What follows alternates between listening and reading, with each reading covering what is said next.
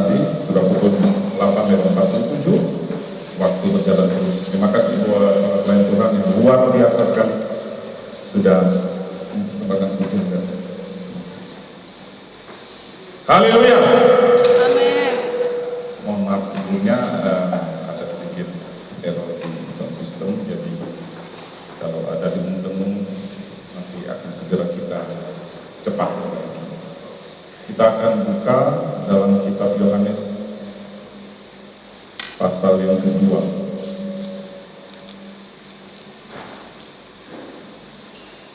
Sama-sama saya cukup kita semua bangkit berdiri. LCD minta tolong untuk boleh menampilkan di layar belakang. Kitab Yohanes pasal yang kedua ayat yang pertama sampai yang ke-11. Sama-sama kita baca dengan tegas. 2, 3. Pada hari ketiga ada perkawinan di Kana yang di Galilea, dan ibu Yesus ada di situ. Yesus dan murid-muridnya diundang juga ke perkawinan itu. Ketika mereka kekurangan anggur, ibu Yesus berkata kepadanya, mereka kehabisan anggur. Kata Yesus kepadanya, mau apakah engkau daripadaku, Ibu? Saatku belum tiba.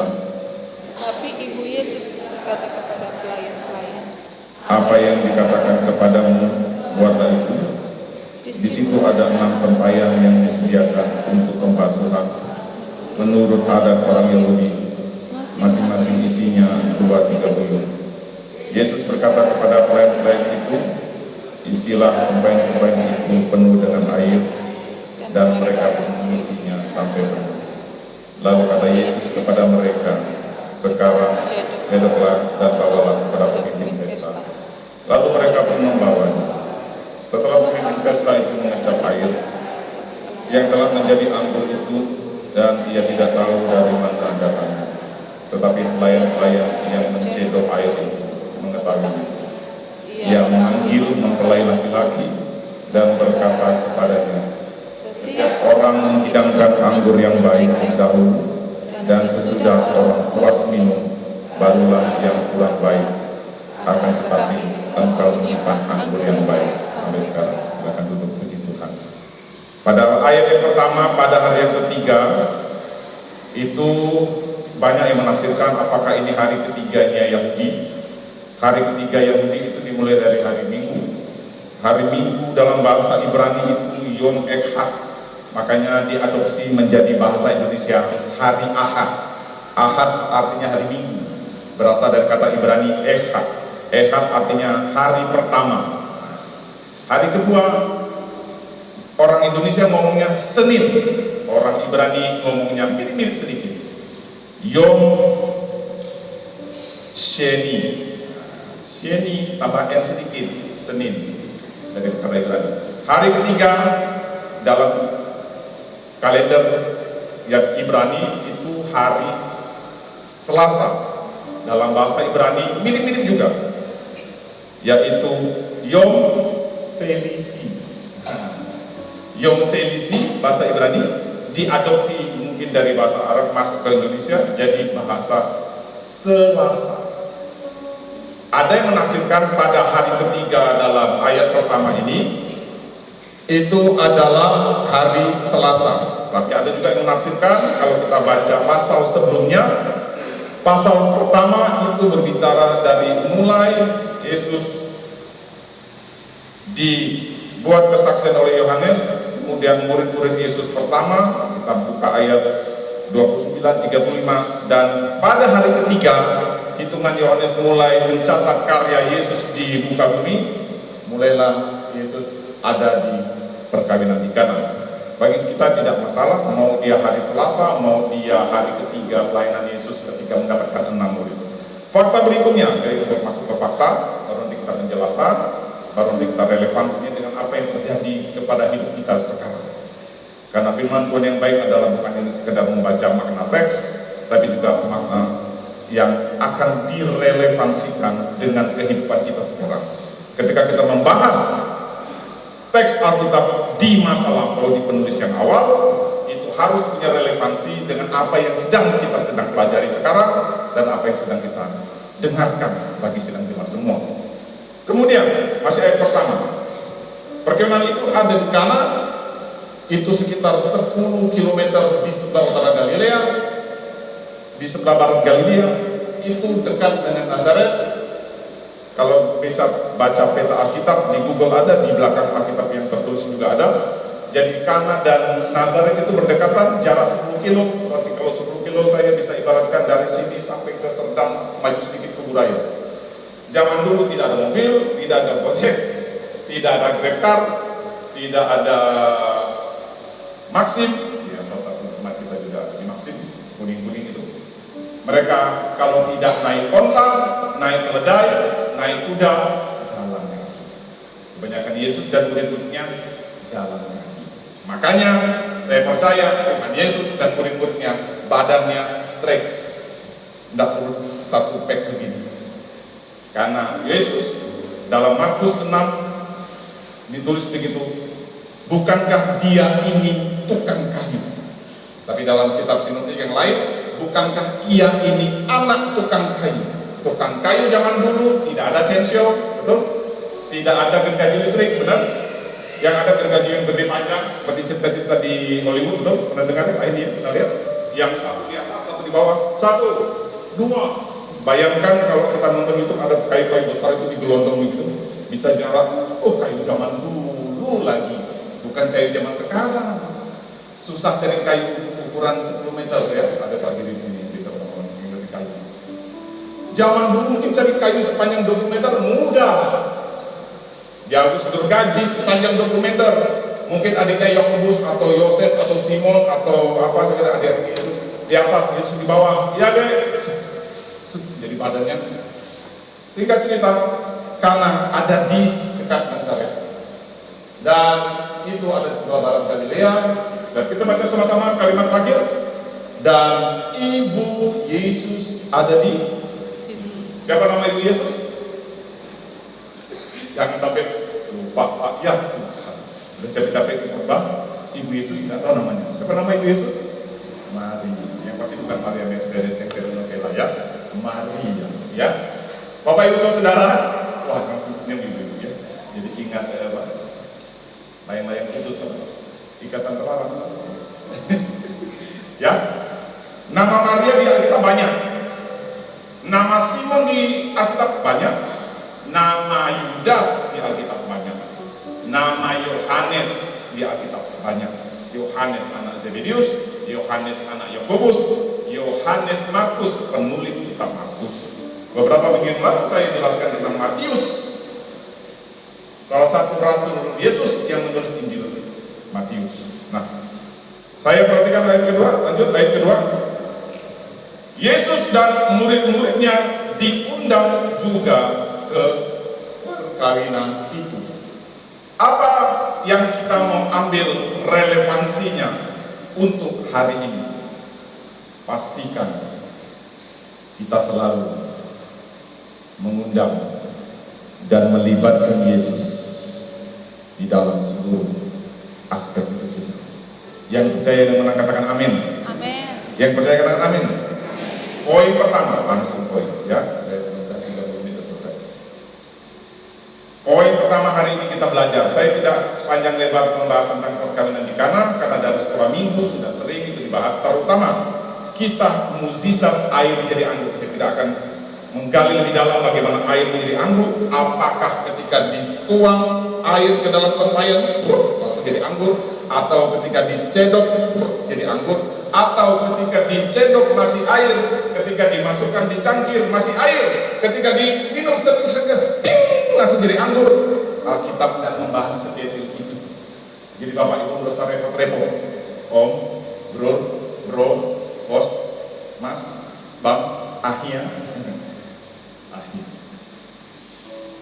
Gimana caranya air jadi anggur? Saya juga pusing. Sama seperti kita nanya begini, bagaimana secara teknis 5 roti dan 2 ikan menjadi, betul? Diberi makan untuk orang 5.000 laki-laki. Alkitab bukan kitab sejarah yang sampai detail menjelaskan secara komposisi kimia, lalu muncullah hidrogen, oksigen, peroksida, lalu muncullah ditambah dengan enggak. Poin utama dari kisah Alkitab satu, nama Yesus ditinggikan, dimuliakan. Amin. Nama Yesus ditinggikan, dimuliakan. Lewat peristiwa perkawinan di Kana, ujung-ujungnya adalah segala kemuliaan bagi nama Yesus. Et maiorim Dei gloria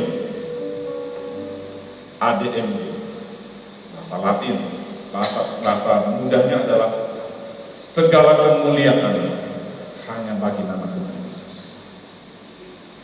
Poin pertama, bagaimana cara, temanya begini, topiknya adalah bagaimana langkah untuk kita mengalami berkat Tuhan. Wow. Tetap harus ada proses. Ketika komponen elektronik menghasilkan suara yang bagus, hari ini kita perlu sedikit lebih banyak lagi, kalau perlu diganti. Input, proses, output. Output yang baik tentu dari input yang baik. Input yang baik, kalau prosesnya tidak baik, outputnya juga kurang baik. 3 aspek ini harus tetap bersinergi. Masukan yang baik, proses yang baik, output pengeluaran yang baik. Hari ini kita sedang di-input firman Tuhan. Belum cukup. Tuhan akan menunggu proses ketika kita pulang dari tempat ini. Jangan khawatir anakku, yes, aku dapat firman, jangan khawatir. Bisa jadi pulang dari ini tiba-tiba ada hal yang menyebabkan saya jadi khawatir. Saya sebelum ibadah tadi agak khawatir karena sedikit aerosol.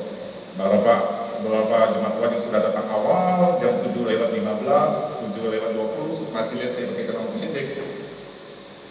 Ya Tuhan, tolonglah. Jangan sampai suara ini mengganggu konsentrasi umat. Mohon maaf sekali lagi atas nama pergembalaan, saya tidak menyalahkan siapapun. Kalau hari ini suaranya agak kurang bagus, tapi saya percaya kita semua pasti akan butuh untuk kebaikan lebih baik lagi. Tetapi kekhawatiran itu kadang-kadang Tuhan izinkan.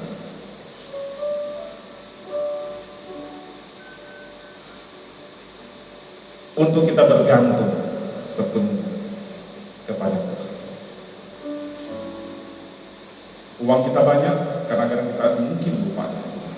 Uangku banyak kok. Beres inilah. Cukup 1 orang menyumbang ini selesai, ini sudah selesai. 100 juta selesai. Mungkin persoalan selesai. Tapi kadang-kadang Tuhan sepertinya membiarkan peristiwa kekurangan anggur terjadi di Kana. Bapak Ibu Saudara, dari awal mereka sudah mengundang Yesus juga datang ke perkawinan. Tapi kalau kita baca ayat berikutnya, timbul masalah. Jadi alangkah dangkal dan mungkin kita menjadi anak-anak rohani kalau kita protes sama Tuhan. Tuhan, aku sudah mengundang Engkau, aku sudah ikut Engkau, aku sudah mengorbankan waktuku, mengorbankan uangku, mengorbankan tenagaku, mengorbankan apa saja yang ku beri. Akhirnya kita menjadi orang-orang yang bertipe transaksional. Kita bukan berharap atau bersoal, tapi kita menodong Tuhan. Sekarang Engkau harus memberkati aku. Kalau tidak, aku mundur. Manusia bisa sedih kalau ada yang mundur. Tuhan, saya belum berani jamin apakah sedih atau senang. Karena yang butuh Tuhan kita. Kita yang butuh Tuhan. Sama seperti ikan butuh air. tidak akan nangis ketika ikan keluar dari laut. Sama sepenting udara, oksigen bagi burung-burung. Mungkin burung-burung di langit bisa memprotes sama si penguasa udara. Mulai sekarang aku tidak mau lagi bernapas. Aku demo. Karena kalau aku minta biji gandum, kenapa hanya dikasih biji jagung? Protes. Tak sesuai keinginan aku, Tuhan. Aku maunya biji gandum yang terbaik dari Ukraina. Lalu kalau udara tuh ngomong gini, maaf ya, Ukraina lagi perang, udaranya tutup. Ini ada sedikit jagung di Madura. Enggak mau, kata si burung. Protes. Kalau gitu kita putus hubungan dengan udara. Lalu putuslah hubungan udara si burung. Lalu dia dengan sayapnya nyambungin, tutup. Aku protes. Rasain lu udara, aku enggak berhubungan lagi dengan udara. Saya mau tanya untuk saya kita semua. Ini bagus sekali ilustrasi ini. Saya terhenyak sekali dan tertempa. Yang mati si burung atau udaranya yang mati? Siapa yang mati? Ilustrasi ini tidak menafikan kebaikan Tuhan. Tuhan baik, Tuhan maha baik, yes. Tapi Tuhan tidak menciptakan robot yang setiap waktu diberi kelancaran. Buktinya, kita masih harus sekolah, kita harus ulangan umum, kita harus penilaian harian, kita harus ditemukan dengan orang-orang yang menjengkelkan manusia. Tapi kalau kita sadar, kita bukan manusia tubuh saja, tapi kita the spiritual man, manusia Allah. Hai hamba Allah, kata suratan Paulus dalam Efesus 7 tidak salah. Kemudian ada ayat berikutnya, hai manusia Allah, hamba Allah, kita hamba Allah, kita manusia Allah, the man of God. Kesadaran itu kalau kita pegang benar-benar. Secara manusia kita bisa mengeluh, boleh. Tapi perkeluhan kita tidak berlarut-larut. Artinya suara Roh Kudus yang akan memberi kesejukan. Selalu ada jalan keluar. Yes. Pernikahan di Kana mengalami masalah. Kita baca. Ayat 3. Ketika mereka kekurangan anggur. Ingat? Mereka kekurangan anggur, Yesus dan murid-muridnya serta ini kalau kawan-kawan kita orang Katolik lumayan sangat menghormati figur Maria. Ada Maria di situ, ada Yesus di situ, ada murid-muridnya di situ. Tetapi tidak ada ditulis ayat berikutnya. Lalu lancarlah pernikahan di Kana. Semuanya happy dari awal sampai akhir. Makanan berlimpah-limpah, bahkan 5 roti dan 2 ikan terjadi di peristiwa itu. Mereka hanya menyiapkan 5 roti dan 2 ikan, lalu ditangani Yesus jadi lebih untuk 5.000 orang laki-laki. Ayat 3 langsung kejadiannya frontal dari yang mengundang Yesus, timbul masalah. Apa relevansi dengan kita sekarang? Mudah banget, timbul tantangan. Timbul tekanan, timbul problem. Betul Bapak Ibu? Problem itu ketika Yesus tidak ada. Yesus di ayat kedua sudah ada di pesta. Bagaimana langkah kita mengalami berkat Tuhan? Tetap libatkan Tuhan. Tapi seperti ini, Brother Evangelist Gabriel Manu SESPK yang sudah ngomong beberapa minggu lalu, kasih ruang untuk tidak memaksa Tuhan, harus menyesuaikan dengan iman kita. Aku beriman, aku diberkati, dan itu doa saya. Kita harus diberkati terus, itu kemauan kita. Tapi realitanya kadang-kadang apakah kita diberkati terus? Bapak Ibu sudah tahu jawabannya. Kadang-kadang Tuhan izinkan melewati proses, tapi ujung-ujungnya juga diberkati. Pernikahan di Kana mengalami masalah. Bukan ketika Yesus tidak ada di situ. Yesus sudah. Ayat keempat. Kata Yesus kepadanya, mau apakah engkau daripadaku, Ibu? Saatku belum tiba.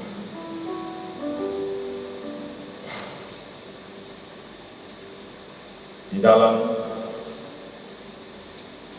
prinsip-prinsip kekristenan yang harus kita pegang, saya dari kecil diajarkan papa mamaku masih hidup. Papaku sudah meninggal tahun 90, pendeta Anton Atsapu. Itu guru kami berdua, almarhum Iwan. Jadi saya dengan almarhum Iwan satu seperguruan, saya adik seperguruan. Master kami, papa kami, jadi kami satu guru. Yaitu orang tua kami, pendeta Al.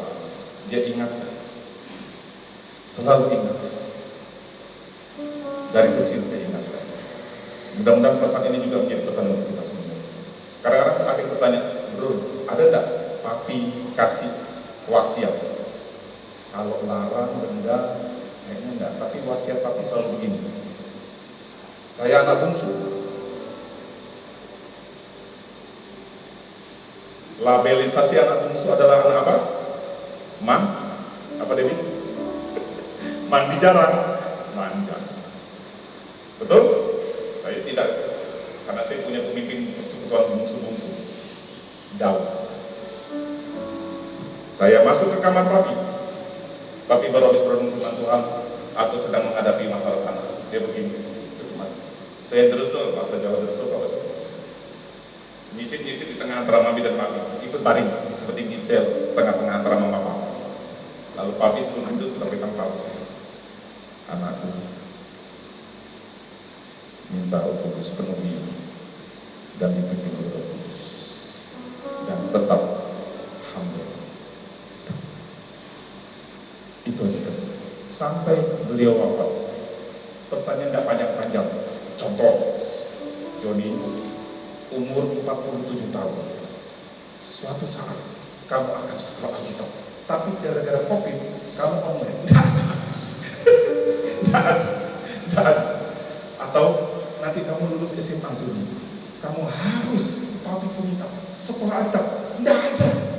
Ini banyak orang-orang tua kami yang saya sangat kasih saksi mata hidup. Tidak ada. Papi hanya memberi pesan hidup dipenuhi Roh Kudus dan dipimpin Roh Kudus dan tetap humble. Untuk humble tidak mudah, tapi kita harus terus berjuang memandang pada Yesus. Ketika Yesus ayat keempat berkata, saatku belum tiba, itu artinya ada sebuah waktu yang menjadi kedaulatan Tuhan. Saatku belum tiba.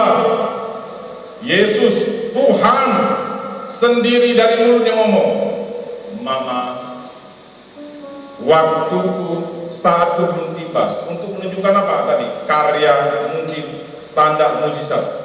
Waktu ayat ini Yesus masih ngomong saatku belum tiba. Poin apa? Kita kadang-kadang tidak boleh memaksa Tuhan mengikuti waktu saya. Pokoknya habis doa Tuhan jawab. Kalau enggak, bye-bye Tuhan. Kita menjadi orang-orang yang sombong, merasa Tuhan punya hutang sama kita. Apalagi di embel-embeli seperti begini. Saya sudah ikut Tuhan dari kecil, saya sudah melayani Engkau dari kecil, saya sudah melakukan ini dan itu dari kecil. Kalau dihitung secara ini besar banget Tuhan. Sekarang aku cuma minta doa, tolong kabulkan doa. Kabulkan ya. Tuhan masih diam. Kabulkan ya. Tuhan masih diam. Makin itu kena ke saya. Bapak Ibu tidak usah khawatir. Saya tidak menuduh Bapak. Saya anak pendeta, istriku anak pendeta. Anakku meninggal 2 kali dalam setahun. Ada dalam hati kecilku ngomong gini, kurang apa lagi Tuhan aku melayani Tuhan. Jujur, itu pikiran manusia saya dan itu alam. Tapi setelah itu Tuhan ingatkan, bersyukur dalam segala hal. Manusia ngomong begini, iya syukur-syukur enak, karena dia yang ngomong gak ngalamin. Aku ngalamin. Seorang penuh masih ngomong, bersyukurlah dalam segala. Lalu setiap dikasih gambaran gelas yang setengah penuh. Kalau setengah penuh ya, jadi saya harus minum dulu supaya kosong setengah. Ya Tuhan, kenapa gelasku ini kurang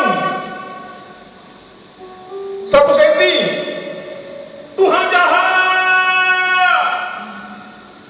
Tuhan gak mau membalas kebaikan selama ini. Kenapa Tuhan jahat? Masih kau ambil lagi anakku yang kedua. Aku ngomong gitu sendirian. Istriku tidak tahu. Semua keluarga tidak tahu. Jemaat Tuhan tidak tahu. Hanya Tuhan yang tahu. Karena aku ada ngomong di dalam ruangan yang kosong dan sepi di sebuah sudut di rumah sakit Andalus. Aku teriak kepada Tuhan. Apakah Tuhan langsung menjawab? Hai anakku, tenang. Nanti kau akan jadi wakil gembala tahun 2020 dan kamu akan menghadapi tantangan-tantangan. Enggak, Tuhan diam. Belum waktunya Tuhan ngomong. Sama seperti dia ngomong sama ibunya. Saatku belum tiba. Dan ketika hari-hari berikutnya setelah selesai semua acara pemakaman anak kedua kami, suara kecil mulai muncul. Bersyukur itu hanya tergantung sudut pandang kita memandang sebuah peristiwa. Lalu saya ingatkan lagi dengan gelas ini. Terima kasih Tuhan. Walaupun gelasnya masih sama, aku masih punya air setinggi 15 cm. Terima kasih.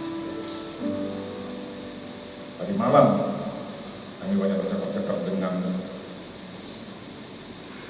rekan-rekan dalam pelayanan, membicarakan berbagai hal. Kalau mau dilihat kosongnya ini, kami semua sepakat akan ngomong, aduh, kenapa kosong 1,5 cm? Satu hal yang saya mau sarankan untuk saya dan kita semua, untuk bersyukur alasannya simpel. Ubah paradigma kita, ubah perspektif kita dalam memandang semua peristiwa. Ayat 5 tadi. Kata Yesus, tetapi Ibu Yesus berkata kepada pelayan-pelayan itu, keren. Kita perlu orang-orang yang memiliki optimisme, bukan kebencian. Kita perlu orang-orang yang menabur motivasi, bukan menabur ragi-ragi kebusukan. Kita perlu orang-orang yang membangkitkan iman di sekitar kita, bukan orang yang mengipas-ngipasi. Udahlah, tinggalkan Tuhan, buktinya kok pun tidak ditolong Tuhan. Kita perlu orang-orang, terlebih dari sanak famili. Ini ibunya Yesus, ini menggambarkan sanak famili, orang-orang terdekat kita yang memberikan motivasi dan memberikan bantuan, dorongan kepada si pelayan-pelayan yang di sekitar Yesus. Saya percaya pelayan-pelayan ini pasti bingung, malu kalau zaman sekarang ada wedding organizer Agung dan tiba-tiba makanannya si Agung kurang. Yang malu bukan Agung bisa malu juga sih, tapi tidak tahu dia asik sebagai raja. Yang malu wedding organizer itu tuh pemimpin pestanya. Aduh, di belakang dapur, aduh habis nih, Bu Budi sama Pak Budi datang nih, ayamnya ada kurang 1 nih. Padahal Bu Budi cuma mau cari ayam goreng, tidak mau ikan goreng. Nggak bisa. Siapa mau siapa nama? Oh ya, siapa malu. Di dapur heboh. Saya percaya di dapurnya pesta perkawinan ini juga heboh. Heboh karena ada masalah, anggur habis. Bapak Ibu, kenapa anggur habis? Saya mau kasih tahu latar belakangnya. Zaman dulu kalau pesta, kayak di kampung-kampung masih ada itu, di Sumatera paling ujung, di Papua, di Kalimantan macam tahunan. Pesta nggak cukup 1 hari, pesta 7 hari. Alasannya mudah, karena tidak ada pesawat, tidak ada kapal laut. Jadi ketika diundang, nyampe, oke, saya pergi. Yang dari paling ujung datang ketek pakai unta, itu datangnya cuma 3 hari. Padahal undangannya sudah tersebar dari tahun yang lalu. Artinya harus tunggu dari orang ujung ke ujung. Paham Bapak Ibu, saudara, teman-teman? Jadi pesta pernikahan zaman dulu 7 hari. 7 hari alias anggurnya juga harus tersedia 7 hari. mereka kehabisan air. Langkah pertama, pastikan selalu mengundang dan melibatkan Tuhan. Langkah kedua, taatilah firman Tuhan. Ayat 5. Tetapi Ibu Yesus berkata, apa yang dikatakan? Sama-sama kita baca Bapak Ibu, yang bagian ini. 1, 2, 3. Apa yang dikatakan kepadamu, buatlah. 1, 2, 3. Apa yang dikatakan kepadamu, buatlah. That's it. Nike punya moto, just do it. Saya nunjuk HP ya, nunjuk merah. Just do it. Yakobus bilang ini, lakukanlah firman Tuhan. Jadilah pelaku firman. That's so simple. Yes. Yang bikin tidak simple kitanya yang malas untuk melakukan dengan berbagai dalih, dengan berbagai alasan. Langkah kedua, relevansi ayat ini untuk hari ini. Just do it. Titik. Lakukan saja apa yang Tuhan katakan. Ayat 6. Dikit lagi. Di situ ada 6 tempayan yang disediakan untuk pembasuhan menurut adat orang Yahudi. Masing-masing isinya 2-3 buyung. 2-3 buyung. 1 buyung isi sekitar 20 liter. 3 buyung berarti 60 liter. 60 kali 6 tempayan isinya hanya 360 liter. Itu tidak penuh. Karena ayat berikutnya berkata, ayat 7. Nah, enak kan kita masuk ayat per ayat. Hari ini kita ekspositori. Yesus berkata kepada pelayan-pelayannya, isilah tempayan itu penuh dengan air. Jadi 2-3 buyung itu 60 liter itu belum penuh. Penuhnya seberapa saya tahu persis, tapi ada yang mencoba untuk menganalogikan itu kalau 6 tempayan penuh itu sama dengan 1000 botol anggur. Dan anggur buatan Tuhan lebih hebat dari anggur Sultan Lebanon di Prussia in 1975. Lewat itu semua. Itu anggur lebih hebat dari anggur Montefeltro di Italia 1972 yang disimpan 10 tahun, 20 tahun di gudang. Lebih hebat. Tuhan bisa kasih luar biasa keberkatan. Kalau tunggu waktunya Tuhan, 1000 botol, 1 botol kalikan aja berapa juta harga 1 botol anggur. Yang suka beli anggur, kita nanti anggur dari Australia, anggur asli, boleh nggak dikatakan 10 juta? Bisa ya? 10 juta kali 1000 botol, how much? Halo, 1 M. Tapi syaratnya libatkan Tuhan dalam seluruh aspek itu. 2, tunggu waktu Tuhan yang terbaik. 3, taatilah firman Tuhan. 4, kita mundur ayat ke-5. Ayat yang ke-6. Di situ ada 6 tempayan. Di situ, baca sama-sama. 1, 2, 3. Di situ ada 6 tempayan.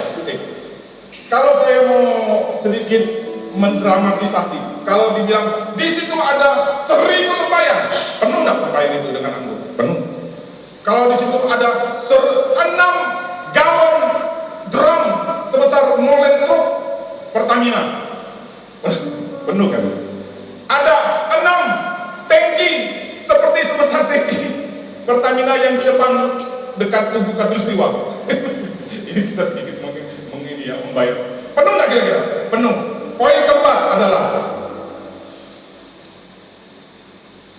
maksimalkan potensi kita yang sedang kita berikan. Musa ditanya sama Tuhan ketika dia akan disuruh memimpin orang Israel, apa yang ada di tangan? Musa jawab apa? Panah dari Pulau Serui. Masuk panah. Lalu memimpinlah Musa bangsa Israel dengan panah dari Papua. Lalu keluarlah Ones dan Pasir Libanus. Atau Musa ngomong gini, aku barusan dari Gori, aku pakai tombak. Lalu memimpinlah Musa dengan tombak. Mungkin. Tapi Musa ngomongnya apa? Apa yang ada di tanganmu? Musa jawab apa, Bapak Ibu saudara? Matius pemungut cukai, apa yang ada dalam hidupnya? Tinta, karena dia punya bakat menulis, jago 3 bahasa, Yunani, Ibrani, Aram, jago berhitung, karena dia pemungut cukai, menghitung duit, jadi bendahara bagus banget. Akhirnya Tuhan percayakan dia menulis kitab Injil. Musa Tuhan percayakan memimpin bangsa Israel dengan tongkat. Pukullah Musa ke batu supaya air bisa tersibak. Dia pukulkan tongkat. Dia tidak pukul pakai nunggu panah dari Papua, tidak nunggu rudal S-300 dari Ukraina, artileri mortar dari Amerika, fregat kavaleri F-16 dari Jerman. Momentum akan lewat. Udah keburan mati diserang Firaun. Hari Firaun lagi ngejar. Apa yang ada di tanganmu hari ini, Bapak Ibu Saudara?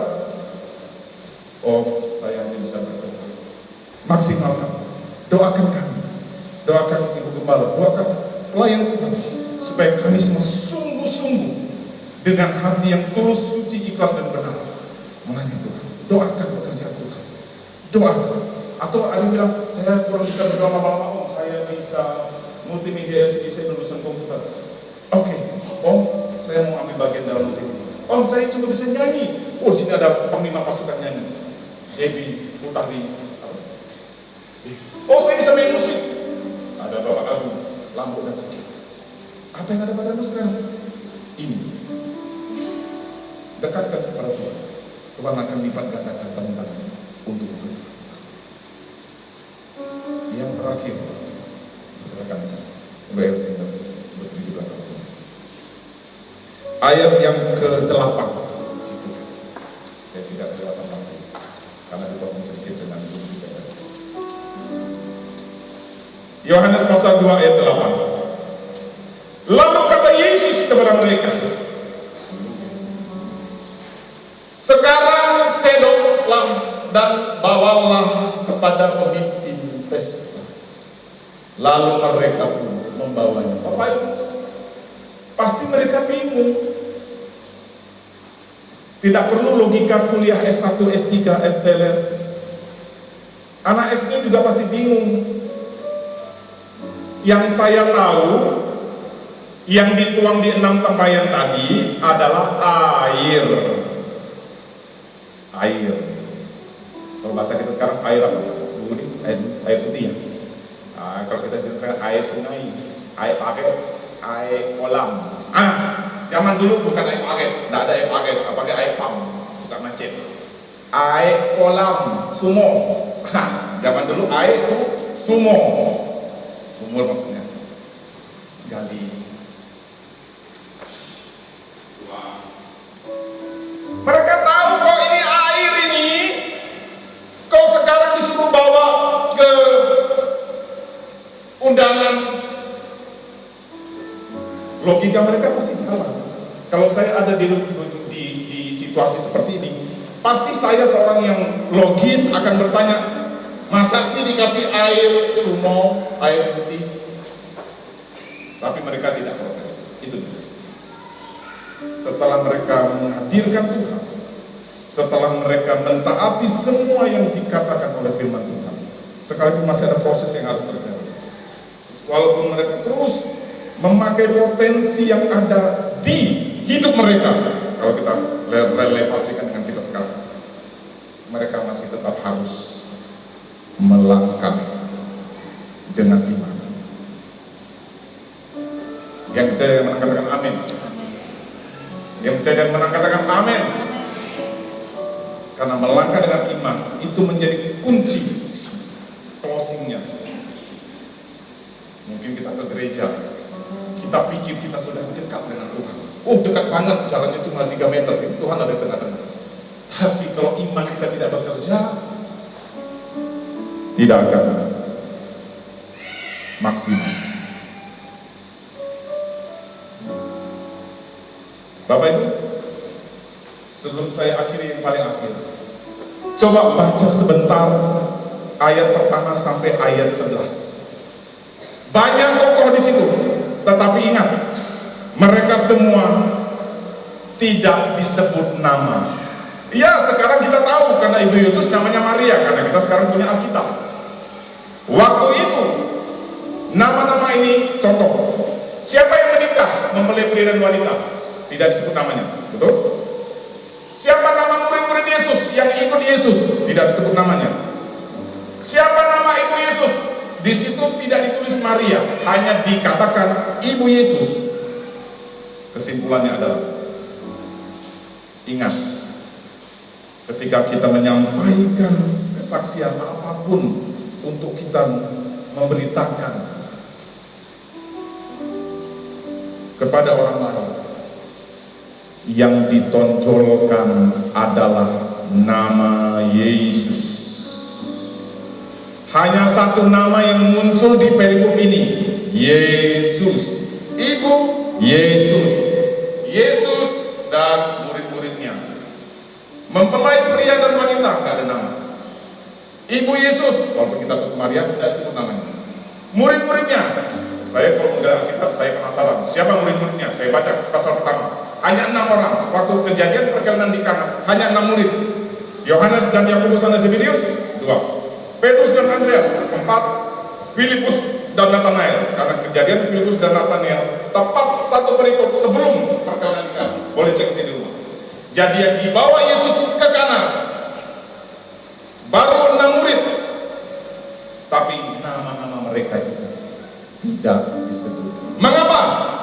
Karena yang terpenting dalam pemberitaan firman Allah, ujung-ujungnya kita beribadah seperti ini. Ujung-ujungnya kita memberi persembahan, pembangunan, mengembalikan, bukan bayar ya, mengembalikan persekutuan. Kita memberikan korban tantangan, korban sukarela, kita memberikan di tali-tali seperti yang lain Tuhan. Ujung-ujungnya yang Tuhan mau lewat peristiwa ini, hanya nama Yesus yang dimuliakan, hanya nama Yesus yang dikenal orang. Kita hanya sebagai saluran kemuliaan. Yohanes Pembaptis berkata di dalam Yohanes, biarlah nama Yesus yang bertambah-tambah, namaku berkurang. Saya sama istri juga kadang-kadang berdoa seperti itu, dan tentu doa adalah berbahaya ketika orang sudah banyak memuji, karena kadang-kadang tanpa disadari oleh siapapun, saya dari orang tua, pendeta, penginjil, nabi, paspor, siapapun, ketika sudah mulai banyak dipuji orang, bahaya kesombongan menanti.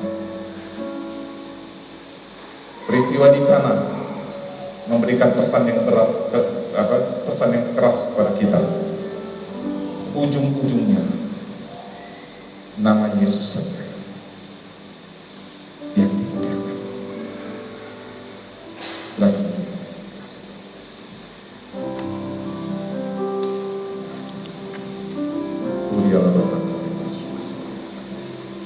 Haleluya.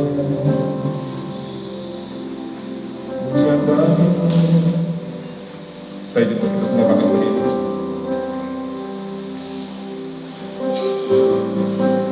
Musik saya dengan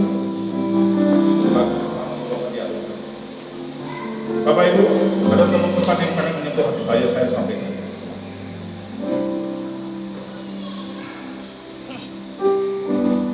Yang menikmati pesta pernikahan banyak orang. Mereka tahunya anggur, minum puas dari awal sampai akhir, benar? Karena pemimpin pesta ngomong begini, belum pernah terjadi anggur minum dari hari pertama sampai hari ke-7 enak terus. Biasanya udah mulai hari ke-3 dana udah mulai kurang, akhirnya anggur kelas kepe-kepe dibeli.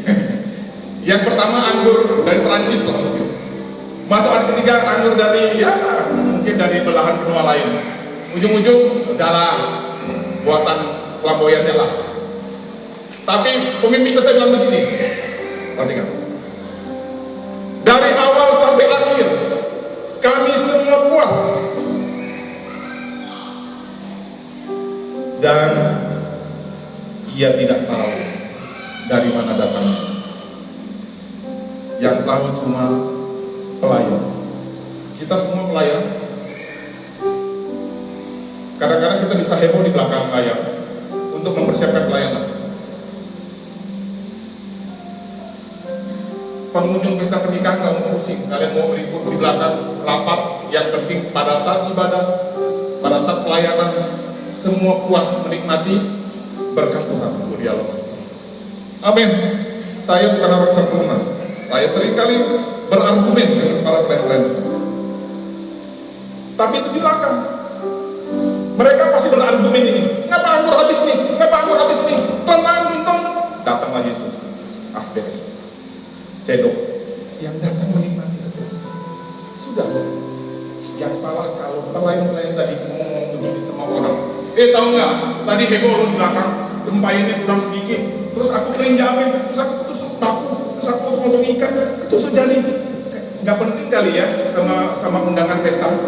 Yang gua mau, kata yang datang undangan pesta, kami datang menikmati pesta pernikahan, kami menikmati makanan yang kenyang, anggur yang memuaskan. Di belakang kalian mau heboh, boleh, beda pandangan silakan. Tapi ketika di luar,